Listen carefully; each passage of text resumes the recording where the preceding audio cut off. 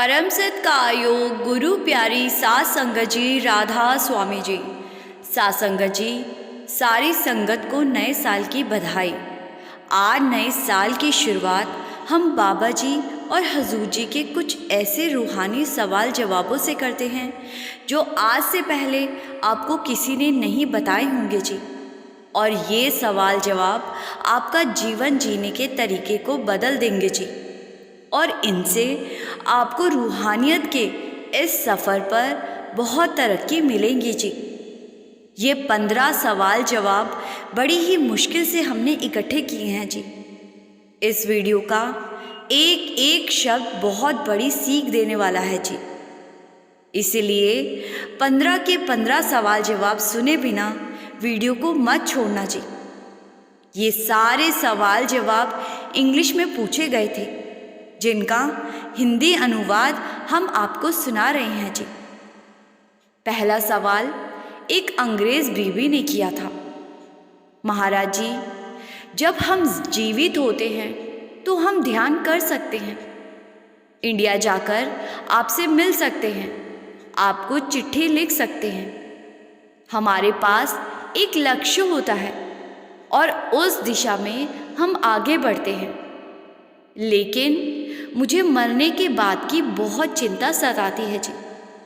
जब मैं मर जाऊंगी तो उसके बाद मैं कैसे जानूंगी कि मुझे किस दिशा की ओर जाना है? ध्यान को कैसे लगाऊंगी? मेरा मार्गदर्शक कौन होगा? ये सब सवाल मुझे परेशान करते हैं। महाराज जी ने जवाब दिया था कि बेटा, जो करना होगा वो शरीर के दायरे में रहकर ही कर पाएंगे। यहाँ से निकलने के बाद कुछ नहीं कर सकते।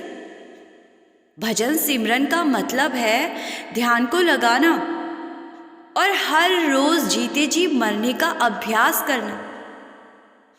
जो अभ्यासी हर रोज इस अभ्यास को करता है, उसकी रूह को शरीर छोड़ते समय जरा सी भी तकलीफ नहीं होती। आगे महाराज जी ने कहा कि लक्ष्य की पहचान करके उस दिशा की तरफ तो अभी चलना होगा। यहाँ से जाने के बाद हम ये काम नहीं कर पाएंगे। मरने के बाद हम रास्ता नहीं खोज पाएंगे। जैसे हम दिन में काम कर सकते हैं और रात को हमारे शरीर को सोना होता है, ऐसे ही हम शरीर में रहते हुए ही भजन सिमरन कर सकते हैं, शरीर के बाद नहीं। दूसरा सवाल एक अंग्रेज बीवी ने किया था जी। महाराज जी, एक बार मैं इंडिया गई थी और वहाँ मैं आपके डेरे में गई थी। वहाँ एक कैंटीन में मैं मिठाई खरीदने के लिए गई तो कुछ लोगों ने मुझे कहा कि अभी नहीं, थोड़ी देर के बाद। अभी महाराज जी मिठाई पर दृष्टि डाल रहे हैं। तो मेरा सवाल है कि दृष्टि किसको कहते हैं? क्या दृष्टि और दर्शन एक ही बात है? महाराज जी ने इस बीवी को समझाया कि बेटा, दृष्टि एक हिंदी शब्द है, इसका मतलब है देखना। जब गुरु किसी चीज को या अपनी संगत को दया भरी नजरों से देखते हैं तो उसको दृष्टि कहते हैं, और जब संगत अपने गुरु को देखती है तो उसको दर्शन कहते हैं। तीसरा सवाल एक अंग्रेज बीवी ने हजूर महाराज जी से किया था। बीवी ने पूछा, महाराज जी, आप ये सवाल मेरे ग्रुप के सदस्यों में से किसी ने पूछने को कहा था।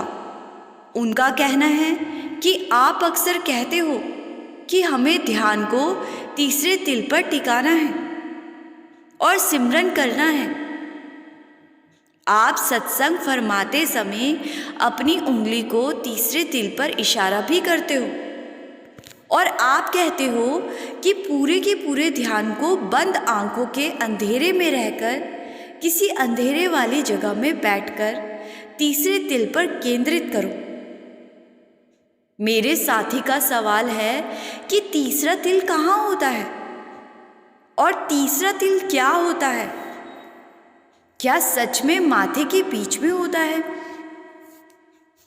इस सवाल पर हजूर जी ने जवाब दिया था कि बेटा, तीसरे तिल की कोई पर्टिकुलर जगह नहीं होती जो मैं आपको बता सकूं। तीसरे तिल या तीसरी आंख से देखने का मतलब होता है ध्यान को एक जगह पर टिकाकर अपने अंदर को देखने की क्षमता। जब हम अपने आप को अंधेरे में ले जाकर ध्यान को लगाएंगे तो ऐसा संभव है कि ध्यान अपने आप उस जगह पर पहुंच जाए जहां हम जाना चाहते हैं। और उस समय जो एहसास हमें अपने अंदर होते हैं उसको अब तीसरे तिल का नाम दे दो या कुछ और, इस बात से कोई फर्क नहीं पड़ता। चौथा सवाल एक अंग्रेज भाई ने हजूर जी से पूछा, महाराज जी, मुझे ऐसा लगता है जो लोग पश्चिमी देशों में रहते हैं उनके लिए सूरज शब्द का अभ्यास कर पाना बहुत मुश्किल है। मैं अपने आप को शब्द से जोड़ने की बहुत कोशिश करता हूँ लेकिन खुद को जोड़ नहीं पाता। और इसीलिए मुझे लगता है कि क्योंकि मेरा जन्म इंडिया में नहीं हुआ और यहाँ पश्चिम देश में हुआ है, इस कारण से मैं शब्द को हासिल नहीं कर पा रहा। और जो लोग वहाँ भारत में रहते हैं उनके लिए ये बहुत आसान है। महाराज जी ने समझाया था कि बेटा, इस बात से कोई फर्क नहीं पड़ता कि आपका जन्म दुनिया के कौन से कोने में हुआ या फिर आप कहाँ रहते हो। सबके अंदर एक जैसा ही मन और दिमाग होता है।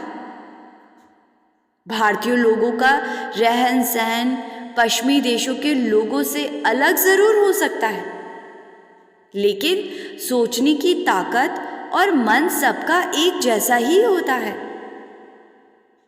कुछ विदेशी लोग रूहानियत में इंडियन से ज़्यादा तरक्की कर जाते हैं, इसीलिए आप इस सोच को अपने अंदर से निकाल दें।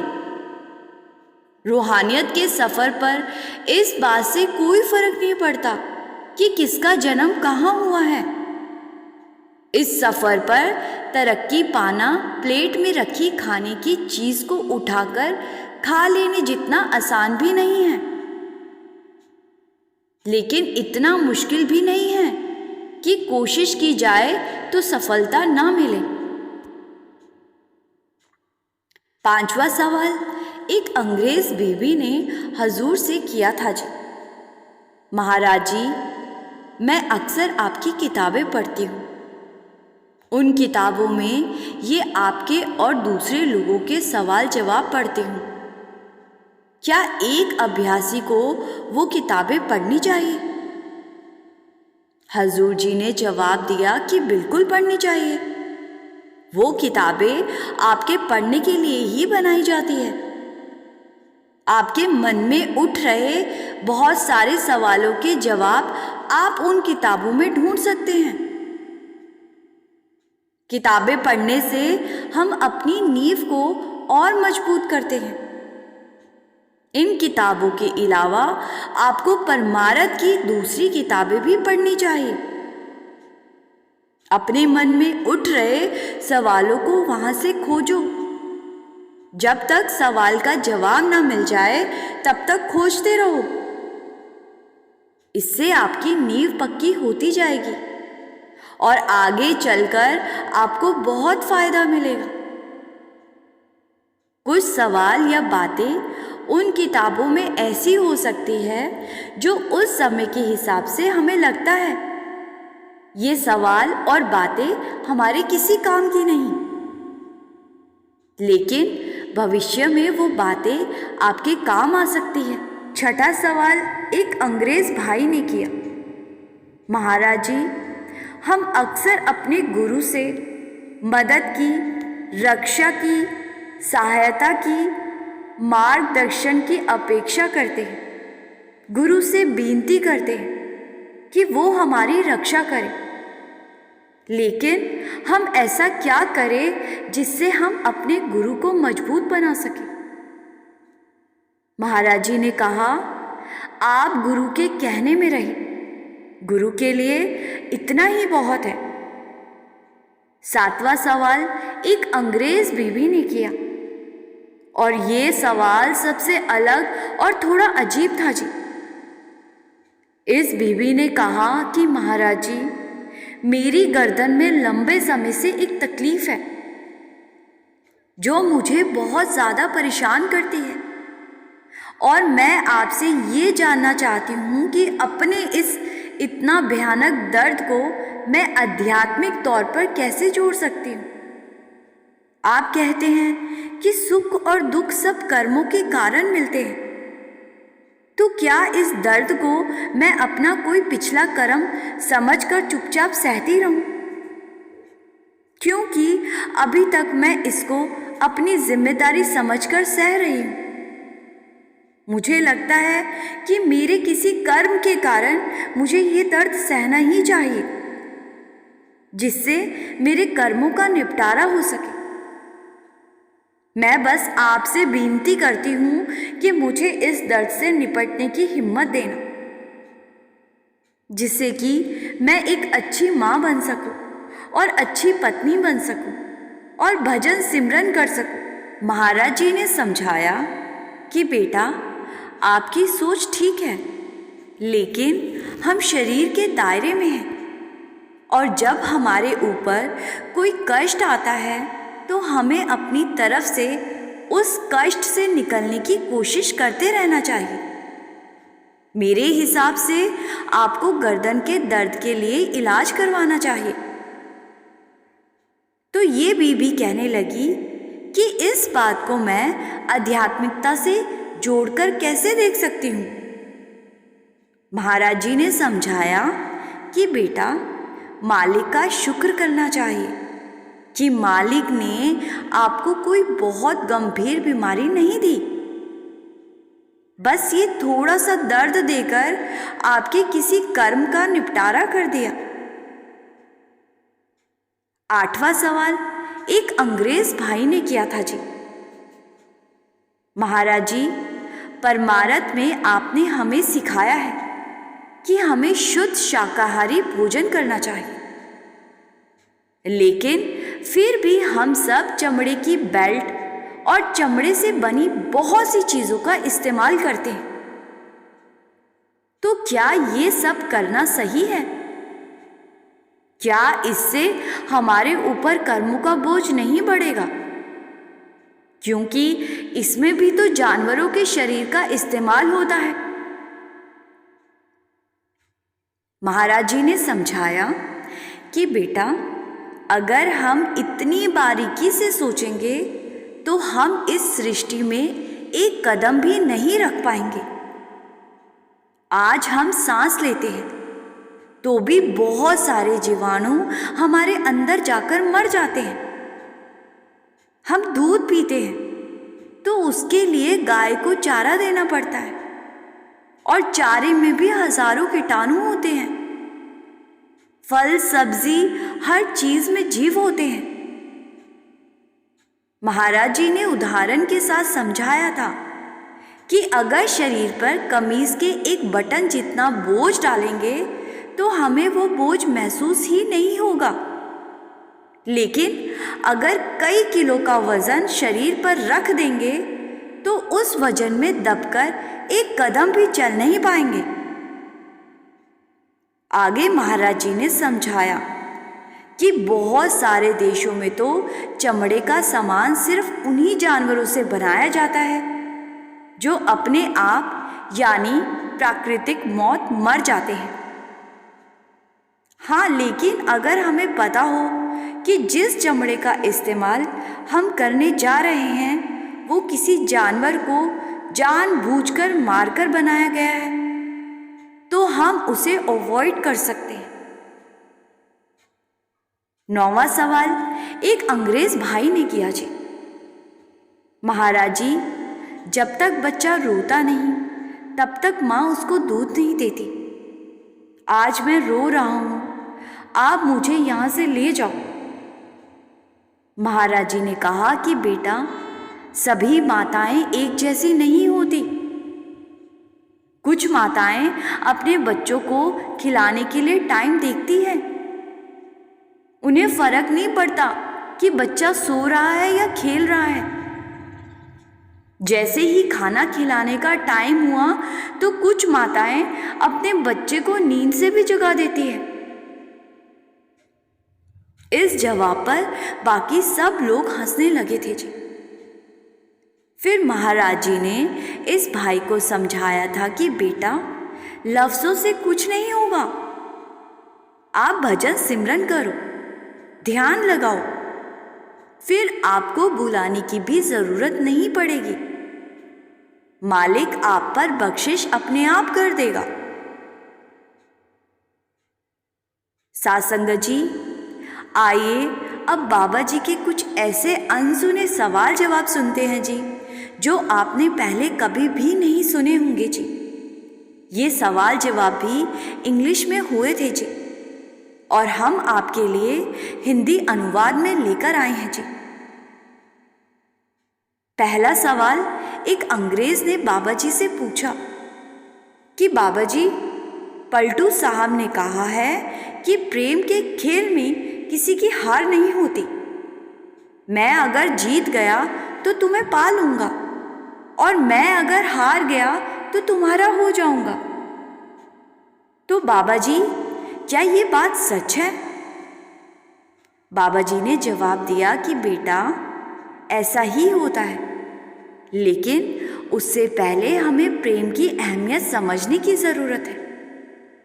प्रेम वो अवस्था है जहाँ सिर्फ दिया जाता है। जिस्मानी दायरों से ऊपर उठकर रूहानी दायरों में खुद को ले जाना प्रेम कहलाता है। जिस्मानी प्रेम हमें हिसाब किताब और लेन देन में उलझा कर रख देता है। जब हमारी अवस्था जिस्मानी दायरे से उठकर रूहानी दायरे तक पहुंच जाती है तो हमें प्रेम की असल अहमियत का एहसास होता है। 11वां सवाल एक अंग्रेज भाई ने किया। बाबा जी, बहुत सी धार्मिक संस्था अपने साधकों को लहसुन खाने की मनाही करती है, तो क्या लहसुन खाने से हमारी रूहानी तरक्की में कोई रुकावट आती है?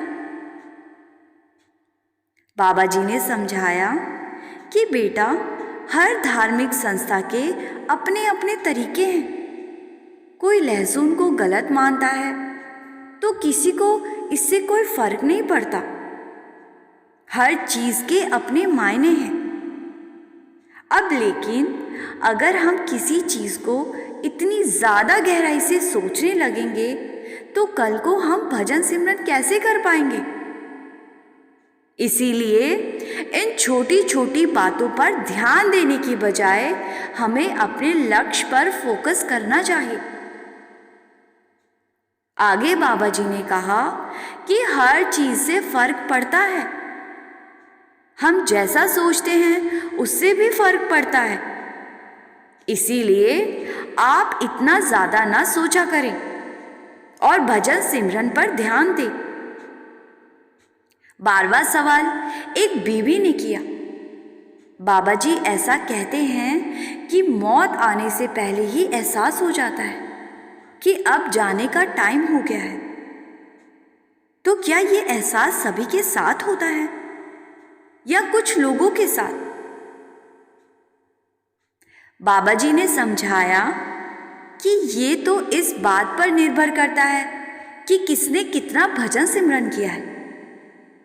जिसका भजन सिमरन बहुत ज़्यादा होगा, जिसने हर रोज़ मरने का अभ्यास किया होगा, उसको ये एहसास हो जाता है।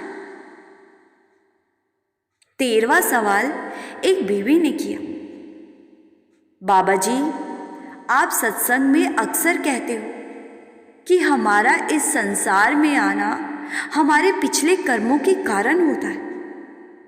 हम यहाँ अपने कर्मों को भोगने आते हैं। सब कुछ कर्मा के कारण होता है।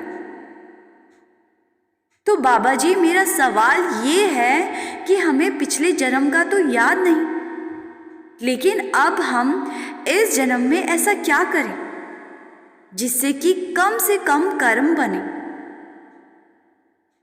बाबा जी ने समझाया कि सही रास्ता अपनाएंगे और मालिक के हुक्म में रहेंगे तो हम बुरे कर्मों से बच जाएंगे। जब हम मालिक के भाने में रहेंगे तो फिर आगे की जिम्मेदारी मालिक की होगी, लेकिन अगर अपनी मर्जी से चलेंगे तो उसका हिसाब हमें ही देना होगा। 14वां सवाल एक लड़की ने किया जी। बाबा जी, मेरी मदर की मैरिज सक्सेस नहीं रही और मुझे भी ये डर सताता है कि कहीं मेरे साथ भी ऐसा ही ना हो जाए। तो बाबा जी ने इस लड़की को समझाया कि बेटा, कर्म ना तो कोई हमें दे सकता है और ना ही हमसे कोई ले सकता है। आपकी मम्मी की किस्मत में जो है वो उन्हें ही मिलेगा और आपकी किस्मत का आपको ही मिलेगा। अब अगर किसी का एक्सीडेंट हो जाए तो सारे के सारे घर तो नहीं बैठ जाते ना। ऐसा ज़रूरी तो नहीं जो किसी एक के साथ हो वो सबके साथ ही हो जाए। 15वां सवाल बहुत इम्पॉर्टेंट है जी। ये सवाल एक बुजुर्ग अंग्रेज़ बीबी ने बाबा जी से पूछा था जी। बाबा जी, क्या ज़्यादा ज़रूरी है, ईश्वर से प्रार्थना करना या भजन सिमरन करना?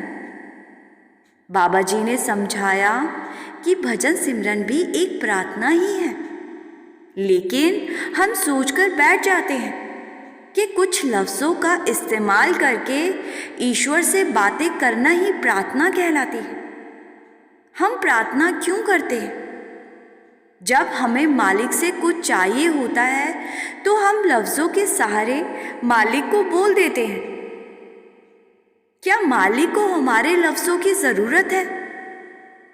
जो हमें दे सकता है वो ये नहीं जान सकता कि हमारे लिए क्या सही है। वो तो सब कुछ जानता है, लेकिन फिर भी हम लफ्ज़ों का सहारा लेकर अपने मन को तसल्ली दे देते हैं। हम ये नहीं समझते कि उसने जब देना है तो वो हमारे बिन मांगे भी दे देना है। प्यारी साध संगत जी, ये बहुत खास सवाल जवाब थे जी। ज़्यादातर संगत ने पहले कभी नहीं सुने होंगे जी।